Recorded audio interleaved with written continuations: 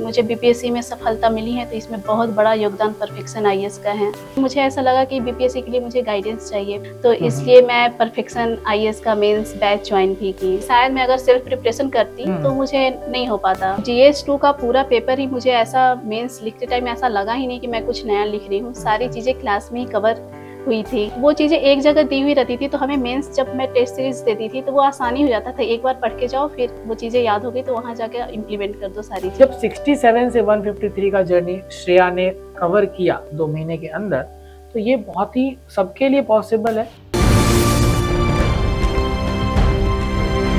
Hello everyone, welcome to perfection IAS. और perfection IAS आज आपके सामने टॉपर स्टॉक लेकर आया है।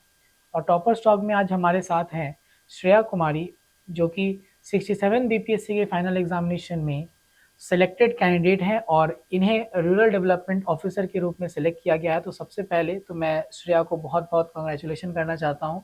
थैंक यू सो बहुत मच बहुत सर। बधाई। और मैं बता दूं कि इनका जो रैंक है वो है रैंक 631 और ये रूरल डेवलपमेंट ऑफिसर के लिए सेलेक्ट की गई हैं।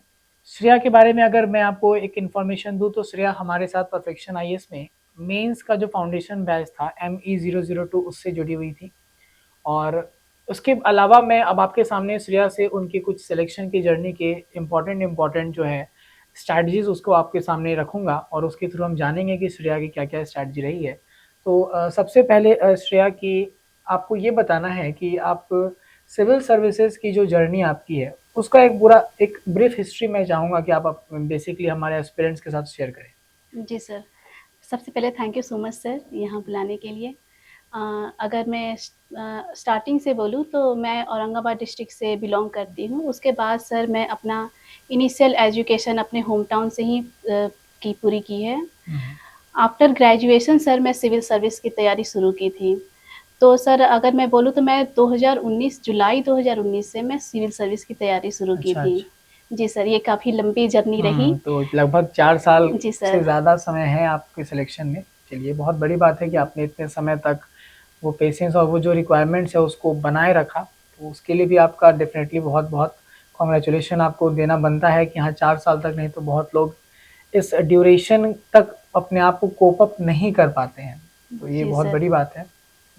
Thank you sir. और अगर मैं बताना चाहूँ तो मैं अगर इनिशियल जो सिविल सर्विस का तैयारी की थी तो मैं सबसे पहले दिल्ली गई थी। अच्छा। तो दिल्ली जाकर सर मैं एक क्लास भी कोचिंग क्लास ज्वाइन की थी और 1 साल करने के बाद फिर मैं घर पर सेल्फ स्टडी की। ओके। जी सर, तो पहले सिविल सर्विस का एग्ज़ाम यूपीएससी का एग्ज़ाम दी, लेकिन उसमें क्लियर नहीं कर पाई। तो फिर मुझे लगा कि अब अपने स्टेट पीसीएस की तरफ मूव करना चाहिए। तो इसी वजह से सर मैं 67th बीपीएससी दी, मेरा पीटी हो गया। फिर जी सर, तो उसके बाद ऐसा होता है कि बीपीएससी के लिए एक अलग ही अप्रोच के साथ पढ़ाई करनी होती है और खासकर मेंस में तो बिहार स्पेसिफिक ज़्यादा क्वेश्चंस रहते हैं। तो इस वजह से सर मुझे ऐसा लगा कि बीपीएससी के लिए मुझे गाइडेंस चाहिए। प्री मुझे लगा कि हो जाएगा इस बार, तो इसलिए मैं परफेक्शन आईएएस का मेंस बैच ज्वाइन भी की। अच्छा। जी, तो यहाँ मुझे बेनिफिट मिला। मुझे ऐसा लगा कि शायद मैं अगर सेल्फ प्रिपरेशन करती तो मुझे नहीं हो पाता, लेकिन यहाँ के टीचर्स का गाइडेंस मिला, खासकर आपका सर, तो ये काफ़ी हेल्पफुल रहा मेरे लिए। और अगर स्टार्टिंग जर्नी से प्री के साथ अगर बताया जाए तो बीपीएससी प्री के लिए मैं सेल्फ स्टडी तो पहले की ही थी, तो और बिहार स्पेशल के लिए भी मैं सेल्फ स्टडी की। अच्छा। जी सर, और कुछ जो यूट्यूब्स का सहारा ली, जो चीज़ें नहीं समझ में आती थी यूट्यूब्स के माध्यम से मैं की। और सबसे इम्पोर्टेंट मैं इसका पीवाईक्यूज़ बनाई, जिससे मुझे क्वेश्चंस पे ज़्यादा फोकस था। जी, इससे मुझे पता चला कि बिहार पीटी में क्या-क्या चीज़ें पूछी जाती है। और क्योंकि इसका पैटर्न अलग है, उस टाइम तक काफ़ी फैक्चुअल क्वेश्चंस पूछे जाते हैं। हाँ। जी सर, तो इसी वजह से पीवाईक्यू ज़्यादा हेल्पफुल रहा। और फिर कुछ-कुछ जैसे साइंस के लिए मैं घटना चक्र भी फॉलो की थी।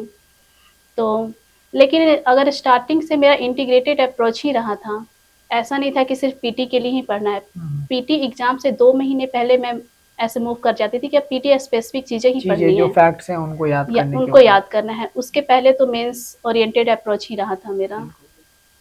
तो जैसे कि श्रेया, अगर मैं एस्पिरेंट्स की तरफ से भी चाहूँगा कि आपसे एक चीज़ पूछना कि जो हमारा प्रिपरेशन है, जैसे कि आपने कहा कि आपने दिल्ली में तैयारी की थी, एक होलिस्टिक प्रिपरेशन, तो क्या ये प्रिपरेशन का फ़ायदा आपको दिखा इस जर्नी में? इसको फ़ायदा मिला था आपको ताकि आप एक सेग्रीगेटेड मैनर में चूंकि तैयारी नहीं की थी, तो आपके पास जो कॉन्सेप्चुअल बैकिंग थी वो आपके पास थी थोड़ी बहुत, जिसके कारण आपको मेंस में बहुत परेशानी नहीं आई। जी सर। ऐसा हम लोग कह सकते हैं। तो इसमें यही आपको बताना है, जैसे कि अगर हम लोग, कोई बच्चा चाहता है कि वो स्टेज वाइज प्रिपरेशन करे, प्रीलिम्स का अलग, मेंस का अलग, तो क्या इसमें कितने चांसेस हैं सक्सेस होने के? मुझे लगता है सर, जैसे अब पैटर्न चेंज कर रहा है तो सेग्रीगेटेड अप्रोच नहीं अपनाना नहीं चाहिए। अपनाने चाहिए। अगर सिर्फ प्रीलिम्स पे ही फोकस करेंगे तो मेंस के लिए काफ़ी कम टाइम मिलता है, जी। तो वो ज़्यादा प्रोडक्टिव नहीं हो पाएगा। अगर हम मेंस के लिए पहले से पढ़े रहेंगे तो मान लीजिए अगर प्री निकला भी तो हम, वो मेरे लिए एक एज साबित हो सकता है कि आप उसमें ज़्यादा एक्सेल कर पाएंगे बिल्कुल बिल्कुल। और आपका क्लियर करने का चांसेस बढ़ जाता है, सिवाय कि अगर सिर्फ प्रीलिम्स स्पेसिफिक अप्रोच अपनाएं अप्रोच अपना रहे हैं। तो ये थोड़ा मुश्किल हो सकता है। और जैसे कि अभी हम पिछले 2 प्रीलिम्स से देख रहे हैं, खासकर 69 प्रीलिम्स का जो क्वेश्चन का पैटर्न है, तो क्या ये भी आप कह सकते हैं कि प्रीलिम्स में भी अब जो फाउंडेशन बैचेज़ हैं या फाउंडेशन प्रोग्राम्स हैं हमारे, जो फाउंडेशन की बच्चे जब दोनों की तैयारी एक साथ करते हैं, तो उसका रोल बढ़ जा रहा है? हाँ सर, ये जैसे जैसे कि फाउंडेशन प्रोग्राम तो सर बहुत ज़्यादा हेल्पफुल रहेगा अभी। तो क्वेश्चंस के पैटर्न के जैसे आप बात कर रहे हैं, तो वो क्वेश्चंस की पैटर्न जैसे 69 बीपीएससी में, आपको मैं बता दूं कि क्वेश्चन जो है वो अब बहुत ज़्यादा फैक्चुअल नहीं है, कॉन्सेप्चुअल क्वेश्चंस आ रहे हैं। तो वही स्ट्रैटेजी की बात है कि स्ट्रैटेजी आपका जो है वो एक साथ ही आपको लेकर चलना पड़ेगा। जैसे कि हम लोग बात करते हैं कि हमारा पूरा प्रिपरेशन जो है वो, फाउंडेशन अगर आपका स्ट्रांग है तो आपका पीटी निकलने के बाद आपका पूरा एग्जामिनेशन क्लियर होगा, और हमें तो एग्जामिनेशन ही क्लियर करना है, एग्जामिनेशन ही क्लियर एक करना है। स्टेज क्लियर नहीं करना है। ठीक है। बाकी श्रेया, मैं आपसे ये जानना चाहूँगा कि जो प्रीलिम्स के लिए जो बच्चे करंट अफेयर्स को लेकर थोड़ा परेशान रहते हैं, तो करंट अफेयर्स के लिए अभी जो हमारे बच्चे जो 70th में अपीयर होंगे या इसके आगे वाले एग्जामिनेशन, उनके लिए आप क्या सजेशन देना चाहेंगी? मैं यही बोलना चाहूँगी कि करंट अफेयर तो इम्पोर्टेंट है ही, इसके लिए न्यूज़पेपर प्लस मंथली मैगजीन्स जो आते हैं वो इम्पोर्टेंट साबित होगा। ठीक है। और ये, जैसे ये क्वेश्चन है कि मैगजीन्स को किस तरह से पढ़े और कितनी बार पढ़ना होगा, वो भी आप अगर बता देती एस्पिरेंट्स को। ये कितनी बार तो सर सब इंडिविजुअल पर डिपेंड डिपेंड करता करता है। है। जैसे कुछ लोग 1-2 बार में ही चीज़ें समझ जाते हैं तो उन्हें वो चीज़ें याद रह जाती है। हम्म। किसी को वही चीज़ 10 बार पढ़ने की भी ज़रूरत पड़ जरूरत पड़ जाती है। सकती है, सही बात। तो ये डिपेंड करता है कि जब तक आप चीज़ों को समझे नहीं तब तक तब वो तक पढ़ते पढ़ते रहें। रहें। ये नहीं कि हमें सिर्फ फिनिश करना है। मतलब रिवीजन तो करना ही पड़ेगा। जी। अब आपको जब पूरी चीज़ें समझ में आ जा रही हैं तो शायद आप उसके बाद अगले महीने के जी लिए जा सर। सकते हैं। तो देखिए, करंट अफेयर्स के लिए जैसा श्रेया ने कहा कि मंथली मैगजीन काफ़ी इंपॉर्टेंट है, और मंथली मैगजीन में आप जब पढ़ने जाएंगे तो वहाँ टॉपिक सेग्रीगेटेड भी रहती हैं, तो आपको भी आसानी है कि ये नेशनल है, ये इंटरनेशनल है, तो उसका रोल काफ़ी इंपॉर्टेंट हो जाएगा। और श्रेया, अगर हम लोग बात करें कि मेंस के लिए, तो मेंस में आपको क्या चीज़ जो है वो बेनिफिट किया, मेंस एग्जामिनेशन में क्या आपको बेनिफिट्स मिले थे, वो आप शेयर करेंगे ज़रा? जैसे मैं यहाँ मेंस फाउंडेशन प्रोग्राम में थी, तो मुझे तो बहुत ज़्यादा हेल्पफुल लगा। जैसे आप सर, आपका नोट्स, या फिर मनीष सर जो साइंस एंड टेक पढ़ाए थे उनका नोट्स, और चंदन सर जो हमें इकोनॉमी पढ़ाए थे। तो जीएस 2 का पूरा पेपर ही मुझे ऐसा, मेंस लिखते टाइम ऐसा लगा ही नहीं कि मैं कुछ नया लिख रही हूँ। सारी अच्छा। चीज़ें क्लास में ही कवर हुई थी। तो ये मुझे काफ़ी हेल्पफुल लगा और मुझे लगा कि हाँ, मैं बहुत अच्छा की थी कि मैं क्लास ज्वाइन की थी। अगर नहीं करती तो हो सकता है कहीं अटक जाती मैं। तो मतलब मेंस के लिए फाउंडेशन, वहाँ पे भी जो है हमारा जो क्लासरूम का वेटेज बढ़ जाता है, कि अगर आप क्लासरूम में जो जो चीज़ों को आप सुन रहे हो, लिख रहे हो, तो मेंस का फाउंडेशन बैच में आपको क्लासरूम के नोट्स के अलावा और भी क्या बेनिफिशियल आपको यहाँ पर दिखा?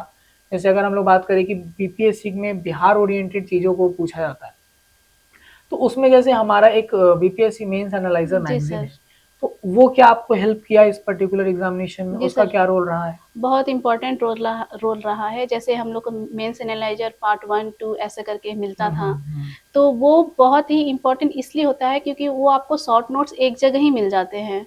उसमें चीज़ें एक टॉपिक पर, जैसे 7 निश्चय टॉपिक हो गया, कृषि रोड मैप हो गया, कृषि ऋण। वो चीज़ें एक जगह दी हुई रहती थी। तो हमें मेंस, जब मैं टेस्ट सीरीज़ देती थी तो वो आसानी हो जाता था। एक बार पढ़ के जाओ, फिर वो चीज़ें याद हो गई तो वहाँ जाके इम्प्लीमेंट कर दो सारी सही चीज़ें। है। तो ये काफ़ी हेल्पफुल रहा था क्योंकि ये बिहार स्पेसिफिक चीज़ें जो मेंस एनालाइजर में मिलता है, उसमें नेशनल न्यूज़ भी रहता है। रहता है। हाँ, तो सारी चीज़ें हेल्प करती है सर बहुत ज़्यादा। ठीक है। जैसे आपने कहा टेस्ट सीरीज, तो आपने टेस्ट सीरीज भी दिया था बैचेस के साथ साथ, तो जैसे टेस्ट सीरीज में बहुत सारे स्टूडेंट्स थे जो कि परफॉर्मेंस के बेसिस पे, जैसे कि अगर हम GS2 की बात करें खासकर, तो स्कोर कभी अच्छा नहीं आया, कभी बुरा आया। तो वहाँ पर कैसे कोप अप किया गया और कैसे आपने अपने स्कोर को जो है वो इम्प्रूव होता हुआ देखा है, ये इसकी भी एक जर्नी आप शेयर कर सकते हैं।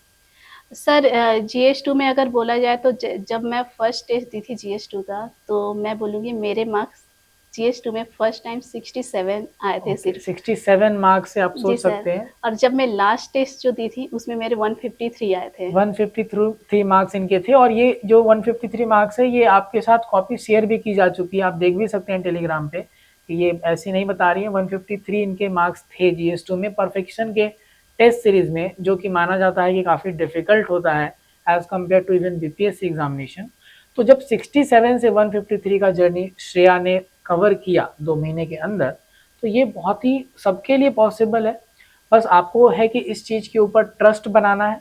आप जहाँ भी, जैसे कि आप एडमिशन लेते हैं कहीं पे या आप कहीं पे भी जा रहे हैं गाइडेंस के लिए, तो ट्रस्ट उस पर रखना, यानी क्योंकि एक प्रोसेस लंबा है। जी सर। तो अब इन्होंने भी क्लासरूम नोट्स पे ट्रस्ट रखा या फिर इन्होंने टेस्ट सीरीज को रेगुलरली दिया। तो इसमें एक और चीज़ मैं श्रेया पूछना चाहूँगा कि रेगुलरिटी का क्या रोल है आपके सिलेक्शन में? ये सर, मैं जो कंसिस्टेंसी होता है, रेगुलर डेली पढ़ाई करना है, ये बहुत इम्पोर्टेंट होता है। मैं 4 साल में बोलूँगी, मैं कोई भी दिन ऐसा नहीं था जिस दिन मैं बुक नहीं देखी हूँ। देखिए, बहुत बड़ी बात है कि 4 साल तक आप बिना एक दिन कोई बुक देखे बिना आप गुजार रहे हो। नहीं तो हमारी प्रिपरेशन के दौरान कभी इसकी शादी है, कभी इसका कुछ है, तो हम लोग उसमें अपने आप को डेविएट कर लेते हैं। जी। तो ये कंसिस्टेंसी काफ़ी ज़्यादा आपको हेल्प किया है। तो इसका मोटिवेशन कहाँ से मिलता था? मोटिवेशन सर मेरा बस यही था कि जैसे ही मैं ग्रेजुएट हुई थी, तो मुझे लगा था मुझे करना है। तो ये था कि किसी भी तरह किसी हाल में एग्ज़ाम तो क्लियर करना करना ही ही है। है। तो उसके लिए और कहीं चीज़ इधर-उधर देखने की ज़रूरत नहीं है। सेल्फ मोटिवेशन था और खुद पर विश्वास भी था कि अगर मैं यहाँ तक पढ़ी हूँ, मुझे मार्क्स अच्छे आ रहे हैं, जैसे प्री का मॉक देती थी तो अच्छे आ रहे हैं। भले ही अभी नहीं रिज़ल्ट हो पा रहा है, लेकिन एक ना एक दिन ज़रूर होगा। बिल्कुल। तो ये सोचकर और अपने पेरेंट्स का सपोर्ट देखकर मुझे लगता था कि नहीं, मैं कर सकती हूँ, कि भले ही अभी कभी लो फेज़ आ रहे हैं, लेकिन मुझे खुद ही इससे आगे बढ़ना है और आगे पढ़ना है। जी, बिल्कुल। अच्छा, श्रेया, एक क्वेश्चन और मैं पूछना चाहूँगा कि पूरे सिलेक्शन में आप अगर समराइज़ करना चाहें तो परफेक्शन IAS के रोल को आप किस तरह से समराइज़ करेंगे? सर, मैं बोलूँ कि जैसे मुझे बीपीएससी में सफलता मिली है, तो इसमें बहुत बड़ा योगदान परफेक्शन आईएएस का है। धन्यवाद। जी सर, क्योंकि मुझे ये पॉसिबल तभी लगा जब मैं यहाँ मेंस का क्लास की यहाँ, क्योंकि इसके पहले मैं आंसर राइटिंग नहीं की थी। पहली बार मैं यहाँ पहली बार आंसर लिखी, तो और टीचर्स का जो सपोर्ट मिला, गाइडेंस मिला, जब मैं चेक कराने कॉपी जाती थी, फिर सर बताते थे कि आपको यहाँ इम्प्रूव करने की ज़रूरत है, तो वो काफ़ी बेनिफिट मिला था सर। तो बेसिकली आंसर राइटिंग जो है मेंस के क्लासेस के साथ-साथ जो आपने किया, वो आपको काफ़ी ज़्यादा उसमें आपको जी हेल्प सर। मिला, और फीडबैक्स जो मिलते थे उसके बेसिस पे आप इम्प्रूव करते रहते थे। तो क्लासरूम में भी आंसर राइटिंग आपने किया है, जी तो सर। उसका बेनिफिट भी हो रहा होगा। जी सर। जैसे क्लास कि अगर हम लोग बात करें क्लासरूम के समय में टाइमिंग, तो उसके टाइम बारे में बाउंड में थोड़ा-सा बताइए? सर, जैसे क्लास के एंड में टाइम बाउंड मैनर में 20 मिनट्स का टाइम लिमिट लगाकर क्वेश्चंस जैसे सर आप ही देते थे हुँ, कि और सारे स्टूडेंट लोग लिखते थे, तो मैं पूरी कोशिश करती थी कि ये 20 मिनट में मैं वो क्वेश्चन कंप्लीट कर लूँ और 4 पेज में वो आंसर मेरा पूरा हो जाए। स्टार्टिंग में थोड़ा दिक्कत होता था, लेकिन धीरे-धीरे मुझे वो चीज़ें काफ़ी बेनिफिट लगी, और ऐसा नहीं है कि सिर्फ पॉलिटी में अगर आप ऐसा कर रहे हैं तो उसी में हेल्पफुल रहा। हुँ, वो हुँ। अदर सब्जेक्ट में अदर भी हेल्प सब्जेक्ट्स में करता भी है कि आप कैसे आंसर फ्रेम कर रहे हो, कर रहे हो। क्योंकि ऑलमोस्ट सिमिलर ही होता है हर जगह लिखना। हुँ। अगर राइटिंग फ्लुएंसी आ गई लिखने में तो आप हर जगह लिख लोगे। तो ये काफ़ी अच्छा था सर, इनिशिएटिव जो भी था। तो श्रेया, अब मैं आपसे लास्टली ये पूछना चाहूँगा कि आगे हम लोग श्रेया कुमारी को कहाँ देखते हैं? क्या ये आपका फाइनल स्टेज है, या आगे आपको, मैंने सुना है आप यूपीएससी के प्रिपरेशन की बात कर रही हैं, और यूपीएससी में अगर मैं बता दूँ आपको, तो यूपीएससी में इनका सीसेट क्वालीफाई नहीं हो पाया, नहीं तो 2 बार GS1 में इनके कट ऑफ से ज़्यादा स्कोर रहे हैं। तो क्या हम बहुत जल्द एक और इंटरव्यू आपके साथ करेंगे और इस बार यूपीएससी सिलेक्टेड कैंडिडेट के रूप में आप आएँगे हमारे साथ? जी सर, मैं पूरी कोशिश करूँगी कि इस बार मेरा एग्ज़ाम क्लियर हो जाए, क्योंकि सर जर्नी की शुरुआत ही यूपीएससी से हुई है, तो मुझे लगता है ये अल्टीमेट गोल है, तो मैं प्रयासरत तो हमेशा रहूँगी ही जब तक अटेम्प्ट रहे। चलिए, पूरी परफेक्शन आईएएस की टीम आपको इसके लिए बहुत-बहुत शुभकामनाएँ देती है और हमारे विशेज़ हमेशा आपके साथ है और हम हमेशा इस सपोर्ट के लिए रेडी रहेंगे ताकि आपका सिलेक्शन इवन यूपीएससी में भी हो जाए। Thank you so much Shreya हमारे साथ बात करने के लिए। Thank you so much sir.